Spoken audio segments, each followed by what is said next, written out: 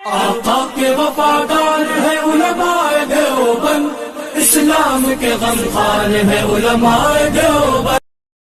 صدق اللہ العظیم۔ بزرگان محترم، برادران اسلام، مصلیان مسجد، ہمارے بھائیوں، بزرگوں اور دوستوں، رمضان المبارک کا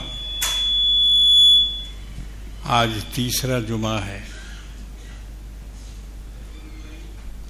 اور انشاءاللہ تعالی ہم لوگ تھوڑی دیر کے بعد نماز جمعہ ادا کریں گے،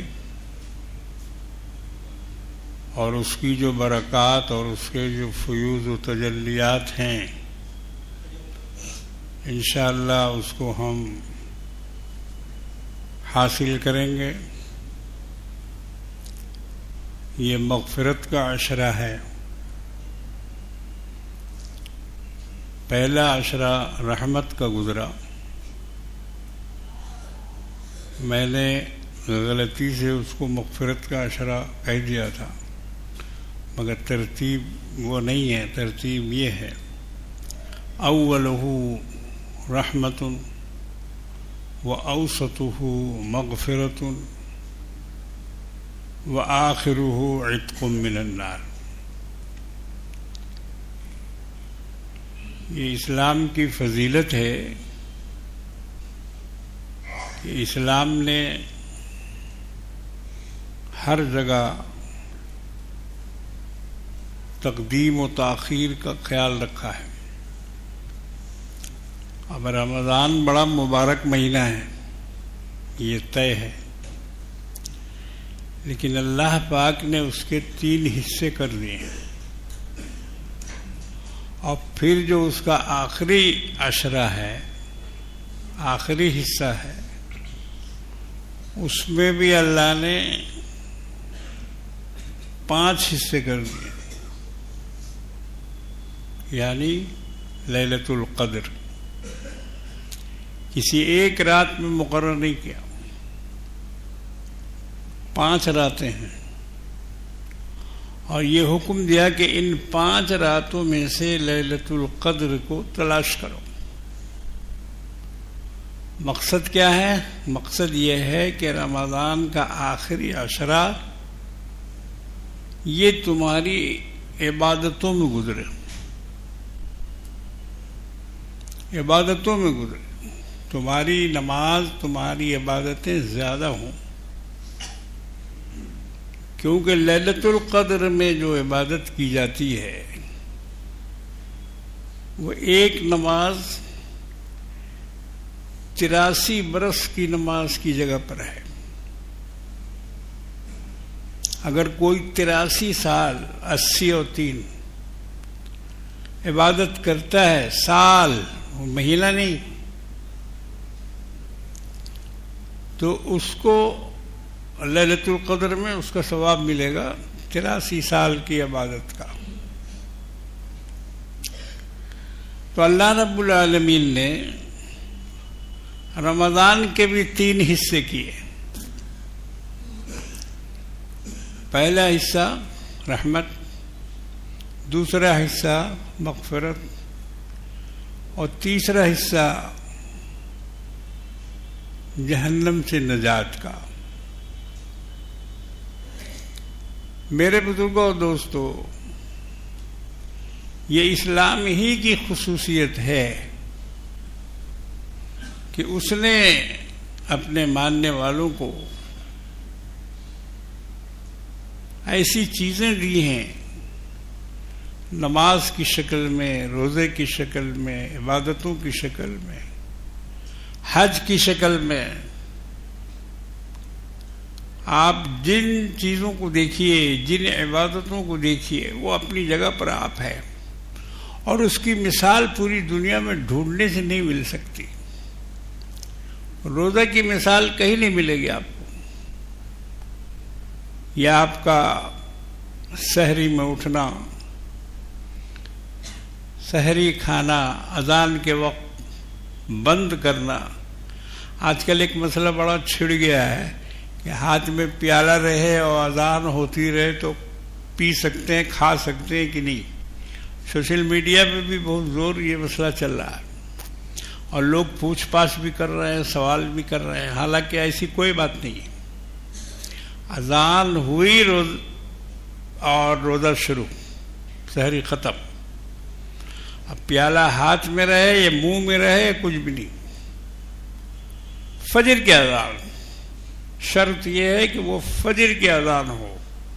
فجر سے پہلے کی اذان اگر ہے تب تو یہ پیالہ والا مسئلہ ٹھیک ہے،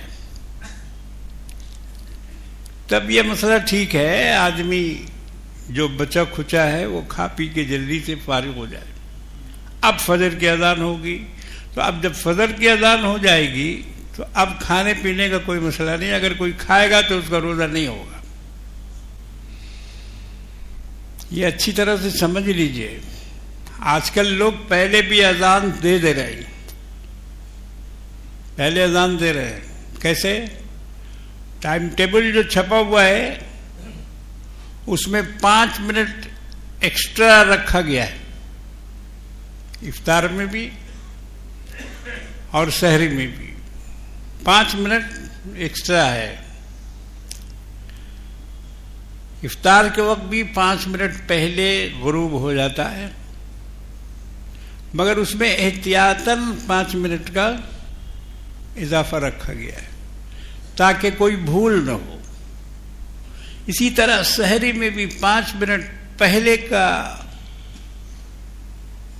لکھا گیا ہے تاکہ ایسا نہ ہو کہ کوئی کھانے پینے میں رہے اور اس کا روزہ ختم ہو جائے.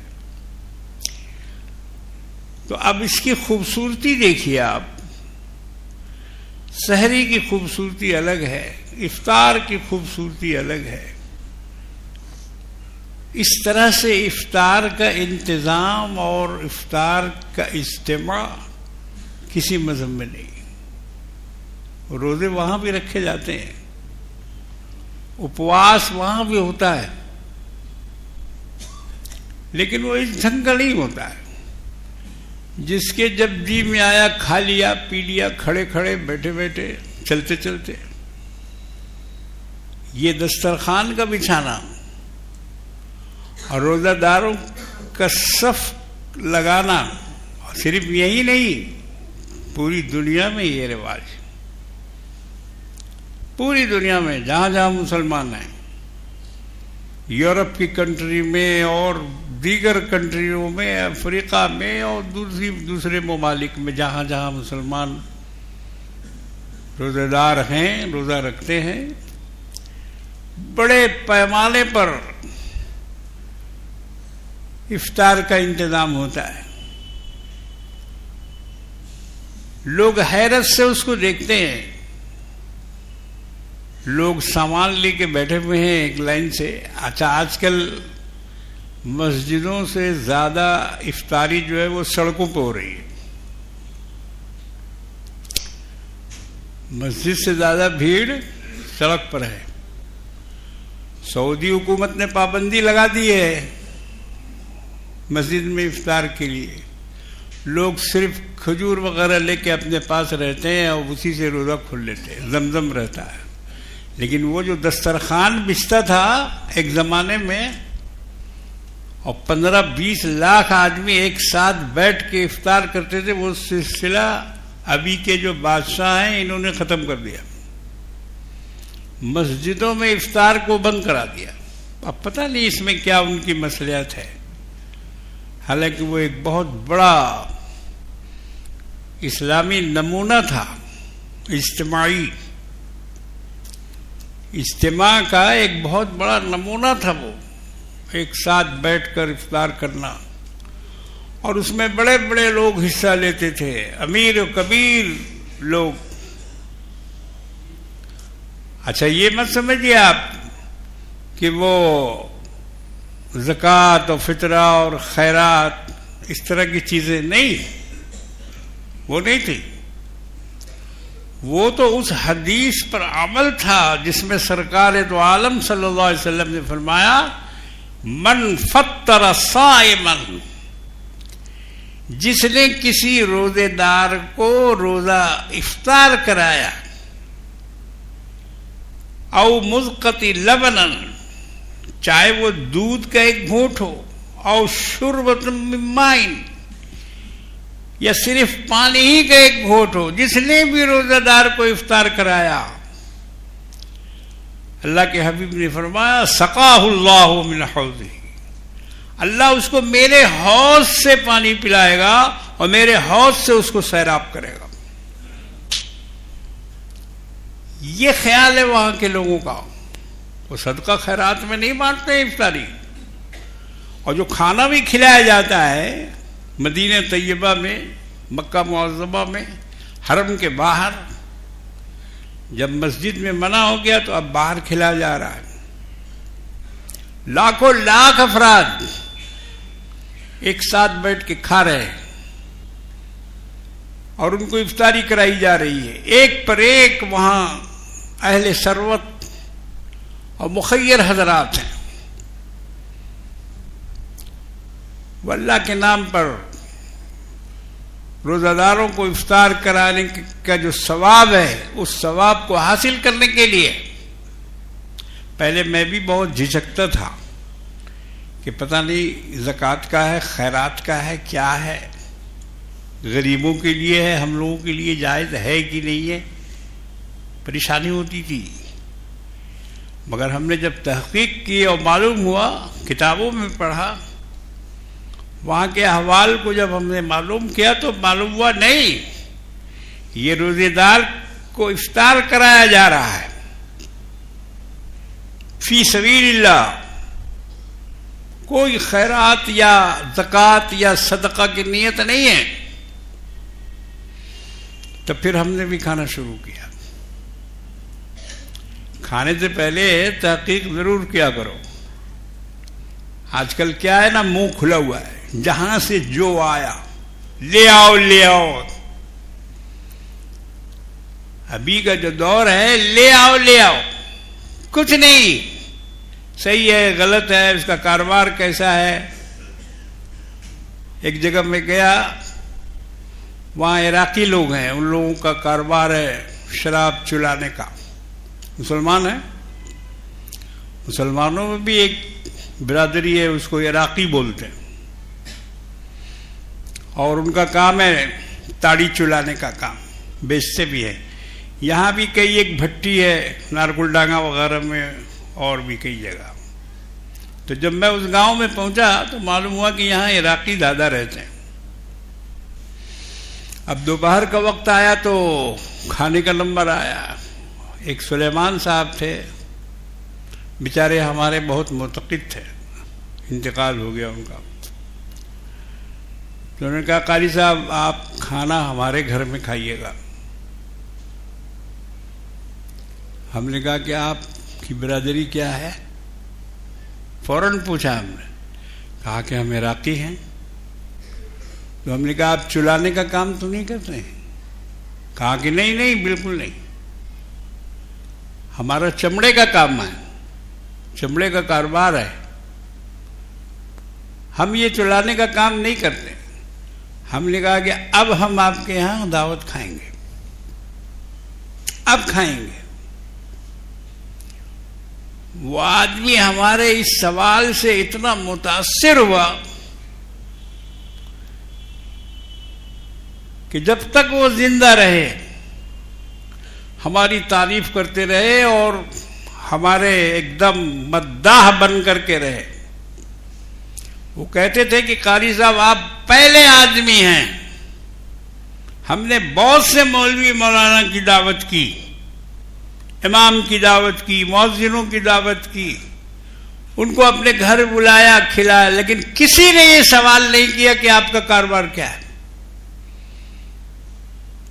آپ واحد آدمی ہیں کہ آپ نے ہم سے یہ سوال کیا۔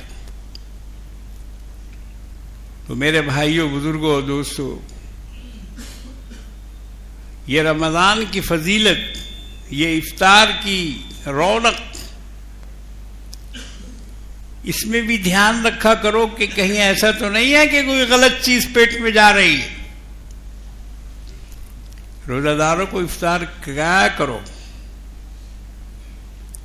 پہلے مسجدوں میں اس قدر افطاری آتی تھی کہ بھر جاتی تھی مسجد، کھانے والے نہیں ملتے تھے، اتنے لوگ بھیج دیتے تھے مصلیوں کے لیے. ابھی کیا حال ہے ہم کو معلوم نہیں، مگر ایک زمانہ تھا کہ جس کو دیکھو سینی لے کے چلا آ رہا ہے. کہاں ہے بھائی؟ یہ نمازیوں کے لیے، روزہ داروں کے لیے. عورتیں گھروں سے سامان تیار کر کے افطاری بنا کر باقاعدہ سینی میں تھال میں سجا کر مسجدوں میں بھیجا کرتی تھی. مسلمانوں سے آج کل یہ سب رواج اٹھ گیا. ایک دوسرے کو بھی افطار کی دعوت نہیں دیتے ہیں کہ بھائی آپ ہمارے گھر آ جائیے، ہمارے ساتھ افطار کیجیے. یہ بھی کوئی نہیں بولتا آج کل. اب بولنے سے وہ بولے گا کہ میرے گھر میں افطاری نہیں ہے کیا جو ہم تمہارے گھر میں جا کے کریں گے؟ بیوقوف، اس کو مسئلہ معلوم نہیں ہے کہ روزہ دار کو افطار کرانا کیا ہے، کیا اس کا ثواب ہے. اس لیے آپس میں بھی ایک دوسرے کو مدعو کیا کرو، افطار پہ بلاؤ اور ان کو بھی افطار کراؤ. یہ حکم ہے سرکار دو عالم صلی اللہ علیہ وسلم کا کہ روزہ داروں کو افطار کرایا کرو. اور حضور نے اس کے لیے فرمایا کہ چاہے ایک گھونٹ دودھ ہی کیوں نہ صحیح، یا دو گھونٹ پانی ہی کا کیوں نہ صحیح، مگر کرایا کرو. ہم لوگ اس سنت پہ عمل کرنا آج بند کر دیا ہم لوگوں نے. بہرحال اسلام ایک بہت مضبوط مذہب ہے، مضبوط مذہب ہے. اس میں کسی طرح سے کہیں سے بھی کوئی کمزوری نہیں ہے. آج دنیا والے اسلام کو اکھاڑ کے پھینکنے کی کوشش کر رہے ہیں. وہ یہ سمجھ رہے ہیں کہ غزہ کو اگر ہم مٹا دیں گے تو دنیا سے اسلام مٹ جائے گا، پھر کوئی اسلام کا نام لینے والا نہیں رہے گا. مگر یہ غلط خیال ہے ان کا یہ غلط خیال ہے. کئی دور ایسے آ چکے ہیں مسلمانوں پر، مگر مسلمانوں نے ہمیشہ مقابلہ کیا ہے، حالات کا ہمیشہ مقابلہ کیا ہے. آپ دیکھیے تاریخ اسلامی، سمجھ میں آئے گی بات آپ کو. ہم لوگ تو پڑھتے نہیں ہیں، اسلامی تاریخ کو ہم لوگوں نے پڑھنا چھوڑ دیا. مگر جب ہم پڑھیں گے تب ہماری سمجھ میں بات آئے گی کہ ہم پر جتنی بھی مصیبتیں آئی ہیں ہم نے اس کا ڈٹ کر مقابلہ کیا. تاتاری فتنہ جو چنگیز خان ہلاکو خان نے اٹھایا تھا، مسلمانوں نے اس کا بے جگری سے مقابلہ کیا. کافی لوگ مارے گئے اس میں بھی، جس طرح سے آج فلسطین میں مارے جا رہے ہیں. اس زمانے کی گنتی تو معلوم نہیں ہے، مگر ابھی کی گنتی معلوم ہے. 64,000 فلسطینی شہید ہو چکے ہیں. 64,000. اور بچوں کو تو چھوڑ دیجیے آپ، بچوں کی تعداد تو گننا مشکل ہے، اتنے بچے مارے گئے. مگر کیا مسلمانوں نے ڈھال پٹک دی؟ یہودی بن گئے. انہوں نے اسرائیل کی اہمیت کو تسلیم کر لیا؟ نہیں، چھوٹا چھوٹا بچہ ابھی بھی فوجی سے لڑ جاتا ہے. اس کی تصویریں آتی ہیں، اس کی ہمت، اس کی شجاعت، اس کی بہادری، اس کے اندر کا جذبہ. آج بھی دیکھنے کو ملتا ہے کہ اسرائیلی فوجی گن لے کے ہاتھ میں ہے، مگر 8 سال 10 سال کا بچہ اس سے خوف نہیں کھاتا. یہ اسلامی جذبہ یہ ہے. مسلمانوں اپنے اندر یہ جذبہ پیدا کرو. ایک پٹاخہ چھوڑنے پر محلہ خالی کر دیتے ہو. یہ اسلامی جذبہ پیدا کرو. فلسطین والوں سے سبق لو، غزہ والوں سے سبق لو. کچھ نہیں بچا ان کے پاس، نہ کھانا بچا، نہ پانی بچا، نہ دوا بچی، نہ ڈاکٹر بچا، نہ ہاسپٹل بچا، نہ اسکول، نہ مسجد، نہ مدرسہ، کچھ بھی نہیں بچا ان کے پاس. تباہ ہو گئے ہیں وہ. 20 لاکھ فلسطینی کھلے آسمان کے نیچے رہ رہے ہیں. سردی کا موسم آ رہا ہے، برف گر رہی ہے وہاں، مگر نہ ان کے پاس اوڑھنے کا ہے، نہ بچھانے کا ہے، نہ کمبل ہے، نہ کچھ ہے، کوئی سامان نہیں. اور یہودی ظالم اتنے ہیں کہ ان تک سامان پہنچنے نہیں دے رہے. اگر کوئی جا رہا ہے ان کے پاس سامان لے کر تو اس کا راستہ روک رہے ہیں یہ ظالم، جس کو اللہ نے فرمایا قرآن مجید میں لَتَجِدَنَّ أَشَدَّ النَّاسِ عَدَاوَةً لِلَّذِينَ آمَنُوا الْيَهُودَ. مومنوں سے دشمنی کرنے میں آپ پائیں گے کہ سب سے زیادہ سخت جو ہیں وہ یہودی ہیں.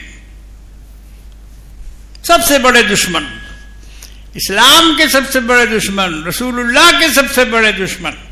اللہ کے رسول کو پورے جزیرہ عرب سے یہودیوں کو نکال باہر کرنا پڑا. خیبر کی جنگ، افسوس تو یہی ہے کہ مسلمان پڑھتے نہیں ہیں. خیبر کی جنگ 14 دن تک محاصرہ میں بیٹھے رہے کملی والے آقا جناب محمد رسول اللہ صلی اللہ تعالی علیہ وسلم. اور یہودی اپنی ضد پر تھے اور مسلمانوں نے محاصرہ کر رکھا تھا، محاصرہ کر رکھا تھا. اتنی ضدی قوم تھی یہ کہ ان کا کھانا ختم ہو گیا، راشن ختم ہو گیا، ناکہ بندی کر دی مسلمانوں نے، مگر یہ ہار ماننے والے نہیں تھے. آخر ان پر حملہ کر کے اور ان کو وہاں سے دربدر کیا گیا، بھگایا گیا، خیبر کا قلعہ خالی کرایا گیا. ایسے ہی نہیں ہوا یہ سب. آج بھی یہودیوں کا اس کا بہت بڑا افسوس ہے. آتش زیر پا جس کو کہا جاتا ہے کہ 600 یہودیوں کو بنی قریظہ کے قتل کر کے گڈھے میں ڈال دیا گیا مدینہ طیبہ. یہ وہ تھے بنو قریظہ کہ جنہوں نے بار بار معاہدہ کیا اسلام کے ساتھ دیں گے، رسول کا ساتھ دیں گے، غیروں کے مقابلے میں مدد کریں گے. بار بار معاہدہ کیا اور ہر بار معاہدہ کو توڑا اور مدینے پر مصیبت لاتے رہے. کفار سے ساز باز کر کے ان کا ساتھ دیتے رہے، ان کو اسلحہ دیتے رہے، ان کو غلہ دیتے رہے. یہ تھے بنو قریظہ. ان کو مٹایا صفحہ ہستی سے جناب محمد رسول اللہ صلی اللہ تعالی علیہ وسلم. اور یہ اس قابل تھے کہ ان کے ساتھ یہی معاملہ کیا جاتا. 600 یہودیوں کو قتل کر کے، اور یہ فیصلہ ان کے حلیف کا تھا. حضرت سعد بن معاذ رضی اللہ تعالی عنہ ان کے حلیف تھے. حضور نے پوچھا کہ معاذ سے پوچھو معاذ کیا کہتے ہیں. یہ حضور نے حکم نہیں دیا تھا، حضور نے حکم نہیں دیا تھا. معاذ سے کہلوایا، پوچھا کہ معاذ تم ان کے حلیف ہو، تم بولو تمہارا کیا فیصلہ ہے. معاذ نے کہا کہ یا رسول اللہ ان کو زمین پر زندہ رہنے کا کوئی حق نہیں، ان کو فلاں کے گھاٹ اتار دیا جائے۔ چنانچہ ایک ایک لڑکا جو جوان ہونے کے قریب تھا، مونچھ میں ریکھ آئی تھی، اس کو بھی نہیں چھوڑا گیا، اس کو بھی نہیں چھوڑا گیا، اس کو بھی قتل کر کے گڈھے میں ڈالا گیا۔ مسلمان یہ سب تاریخوں کو پڑھیں، یہ کون قوم تھی؟ یہ یہودی تھے۔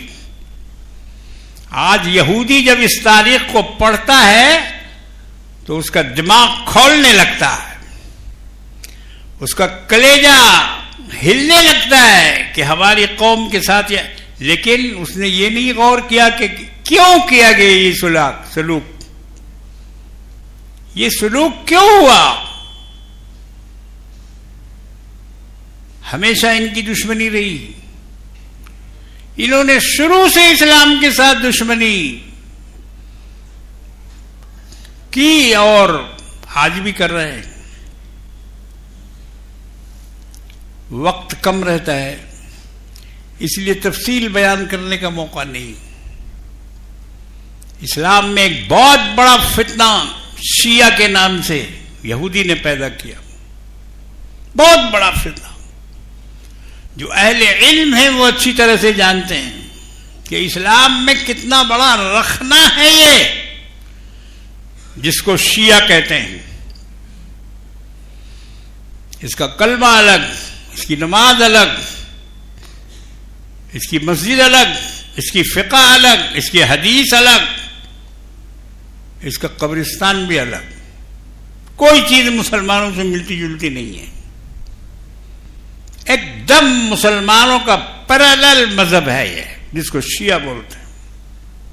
اذان الگ، نماز الگ، کوئی چیز نہیں ایسی ہے جو ہمارے ساتھ ملتی جلتی ہو۔ یہ ہے دین، سب الگ، 1.5 اینٹ کی مسجد الگ بنائی، اور دین میں اضافہ۔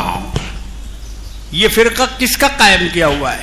یہ اضافہ کہاں سے آیا معلوم ہے؟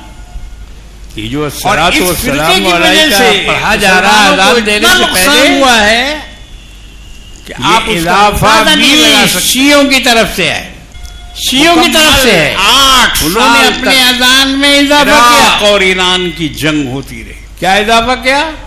اشہد ان علی وسیع رسول اللہ وامام المتقین وخلیفتہ بلا فصل۔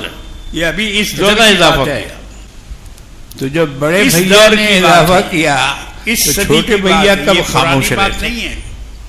8 سال تک وہ جنگ انہوں نے بھی اضافہ کیا۔ یہ کھٹمل مچھر بھائی بھائی میں برابر بولتا رہا میں اور سنیوں میں ہوتی رہی 8 برس۔ ایک کا ٹریڈیشن شیعہ نہیں تھے، عید میلاد النبی میں ہے، اور دوسرا کا ٹریڈیشن محرم میں ہے، کٹر سنی تھا۔ ان کا جلوس میلاد النبی سے کنڈے بنائے گئے، ہاتھی لشکر کہ آخر اس کو نہ جانے کیا کیا، اور ان کا جلوس محرم میں نکلتا ہے، گھوڑا، ہاتھی، لشکر، دلدل۔ ہمیں اور آپ کو اس کو سمجھنا، اور مچھر ہیں دونوں بھائی بھائی۔ آج ہم ان حالات جب ان کی اذان میں اضافہ ہوا تو یہ کب چپ رہتے؟ انہوں نے اپنی اذان میں اضافہ کیا۔ نہ ہم ان کے پاس جا سکتے ہیں، نہ ان کی مسلمانوں کا مذہب بالکل صاف ستھرا ہے، کوئی لاگ لپیٹ نہیں ہے اس کے، ہم مجبور بےکس، کوئی ملاوٹ نہیں ہے۔ جو اذان کملی والے آقا جناب محمد رسول اللہ صلی اللہ علیہ وسلم نے سکھائی سکتے ہیں، وہی اذان ابھی ہماری مسجدوں میں ہوتا ہے۔ لاکھوں روپیہ مؤذن شروع کرتا ہے اللہ اکبر اللہ اکبر سے، سجاوٹ میں مؤذن ختم کرتا ہے لا الہ الا اللہ پر، مدرسوں میں بتی، خانقاہوں میں بتی، روڈ پر بتی، اور باقی جو اذانیں ہو رہی ہیں وہ نقلی اذان ہے جائے گا۔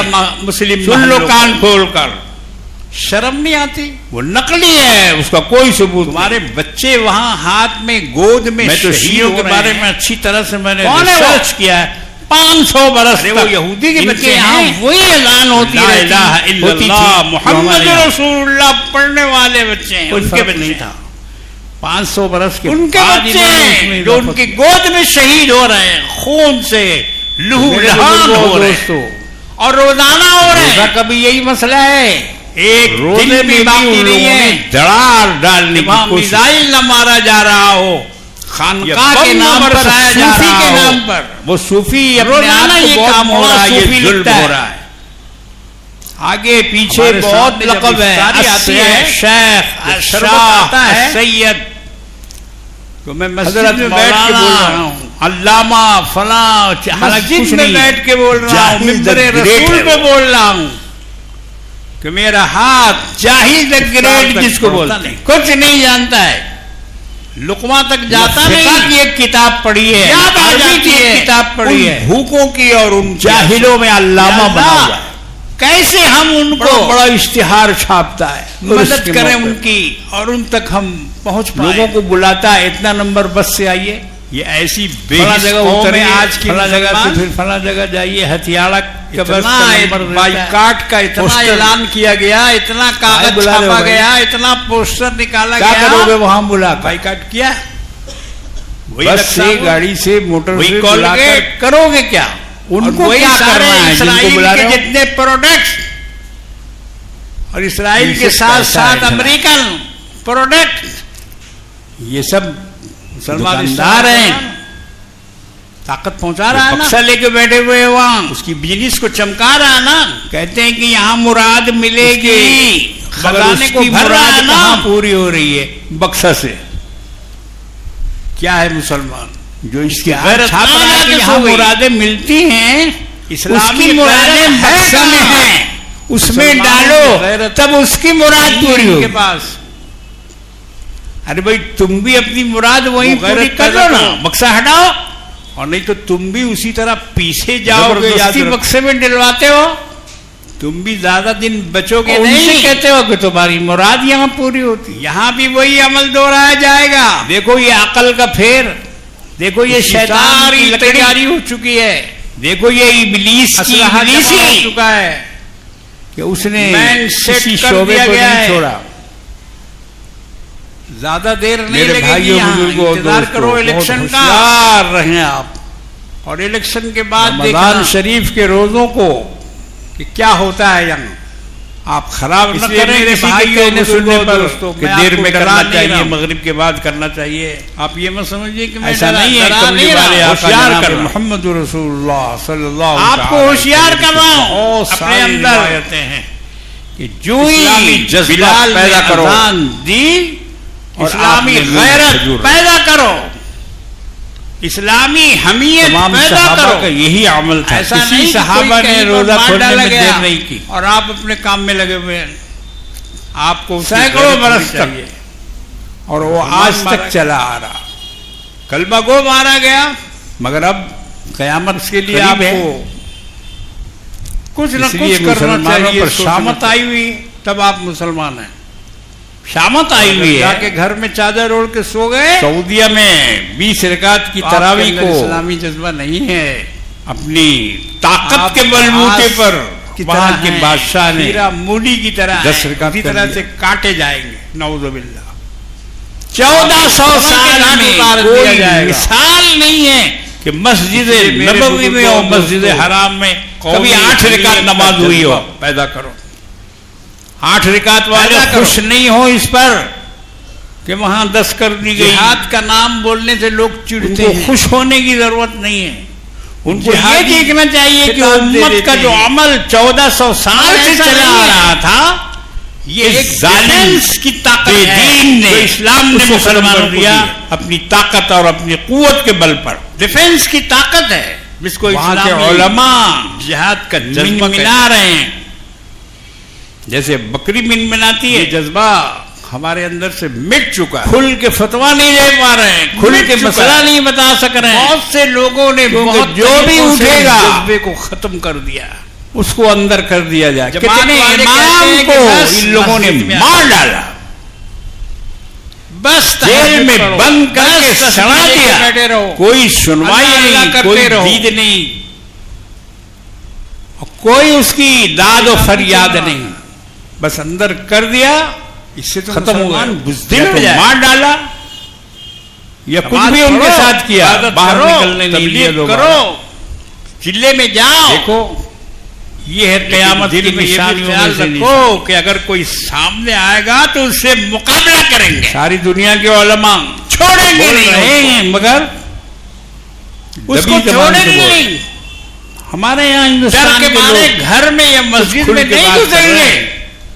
پاکستان میں جذبہ اپنے دل کھل کے بول رہے ہیں کہ بھائی یہ غلط ہو رہا، تب جا کے یہ نہیں ہونا چاہیے.